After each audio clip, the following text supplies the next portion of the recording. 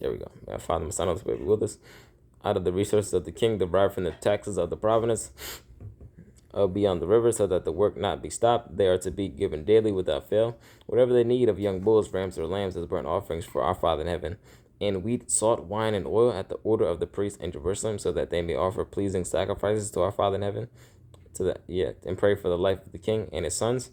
I also issue an order that whoever alters this decree shall have a beam removed from his house, and he shall be impaled on it, and his house confiscated. And may our Father in heaven, who established his name, there cause the downfall of any king or nation that undertakes to alter or damage that house of our Father in heaven in Jerusalem. I dare have issued the decree, let it be carried out with dispatch. Then Tattenai, governor of the province beyond the river, Shethar-Bozenai, and their colleagues carried out with dispatch what King Darius had written. So the elders of the Jews progressed in the building, urged on by the prophesying of Haggai, the prophet, and Zechariah, son of Iddo, and they brought the building to completion under the aegis of the God of Israel, and by the order of Cyrus and Darius and King Artaxerxes of Persia. The house was finished on the 3rd of the month of Adar in the 6th year of the reign of King Darius. The Israelites, the priests, and the Levites, and all the other exiles celebrated the dedication of the house of our Father in heaven with joy, and they sacrificed for the dedication of this house of our Father in heaven. And they sacrificed. Hold on.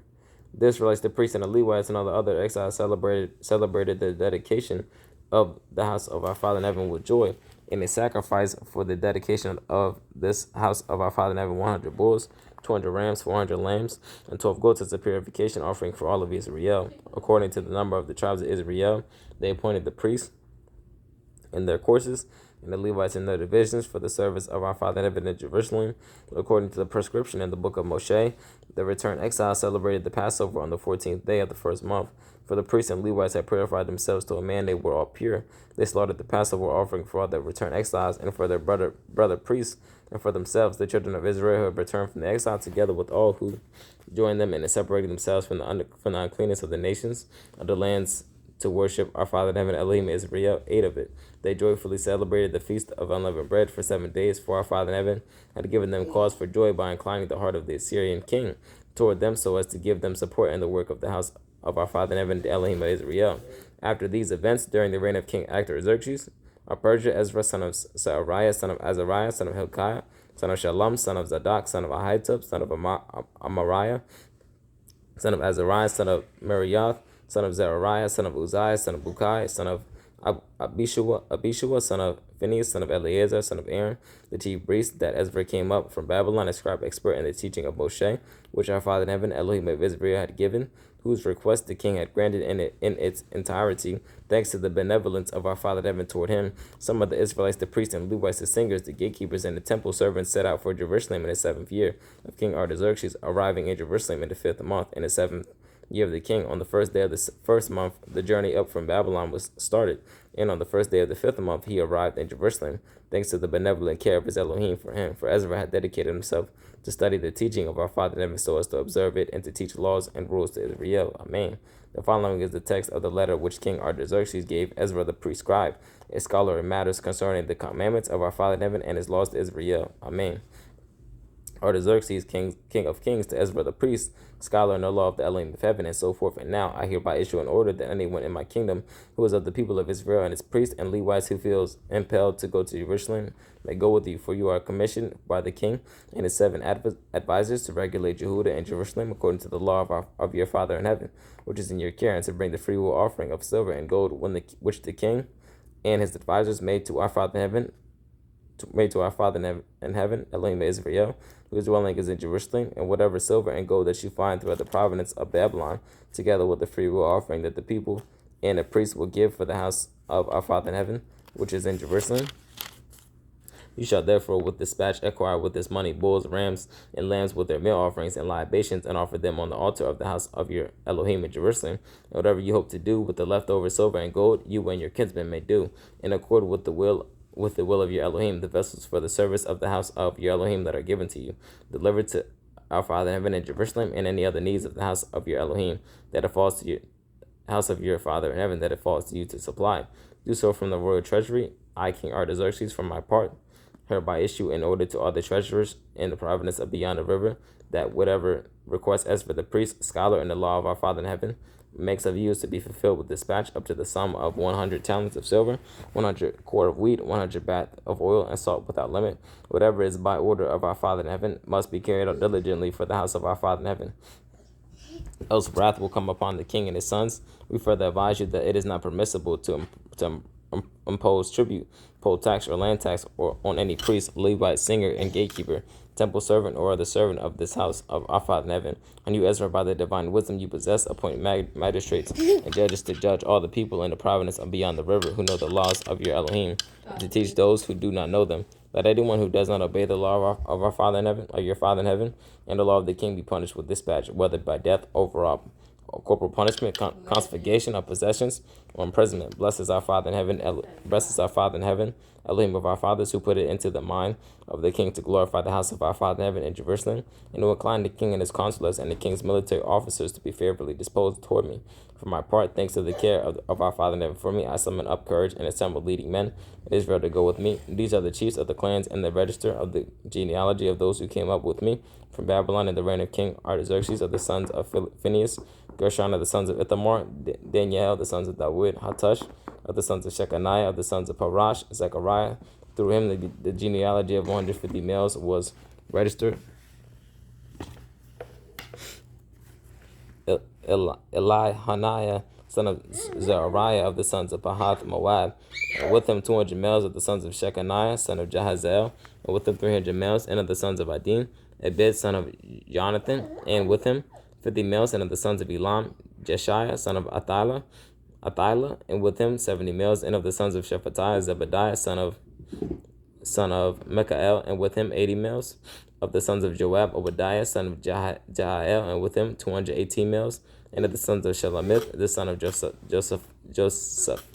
Josephiah, and with him 160 males. And of the sons of Bebai, Zechariah, son of Bebai, and with him 28 males.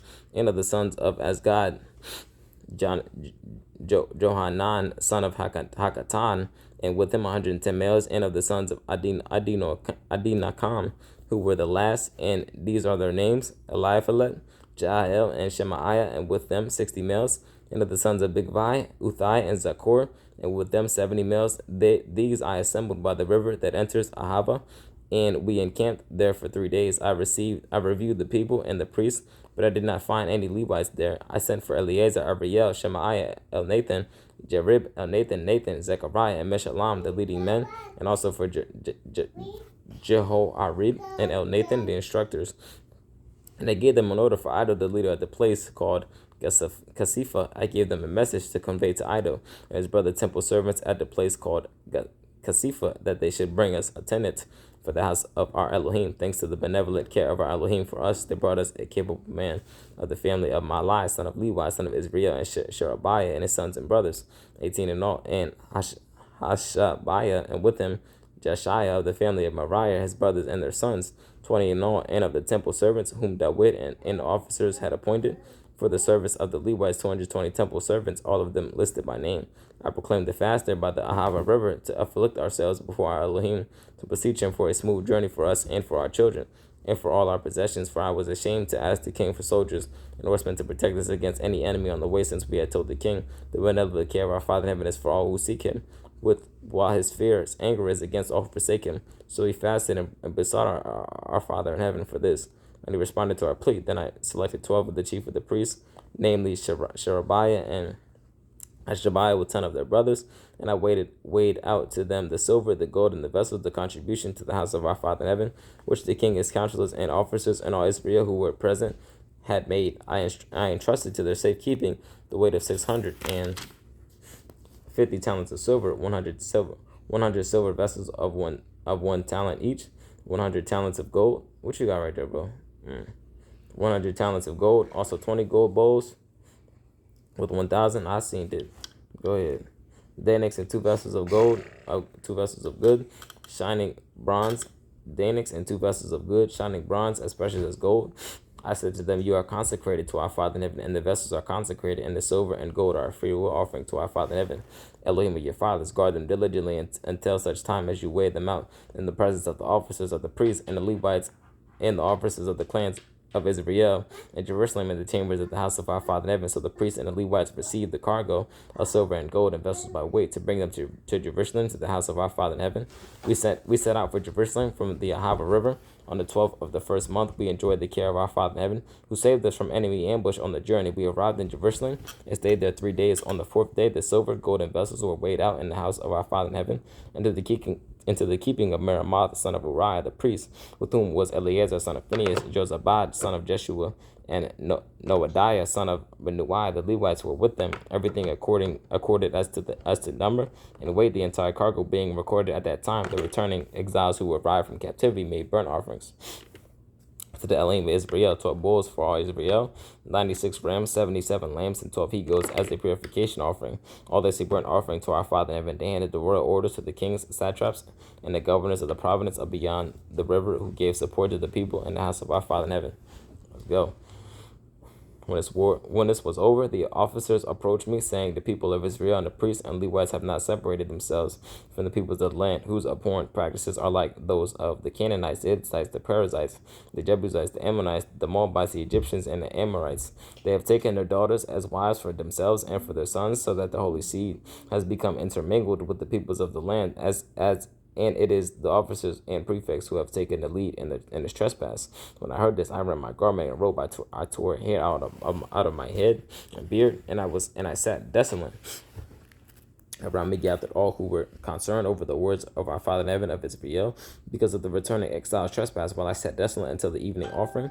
At the time of the evening offering, I ended myself's affliction, still in my torn garment and robe. I got down on my knees and spread out my hands to our Father in heaven, my Elohim, and said, O my Elohim, I am too ashamed and mortified to lift my face to you, O my Elohim.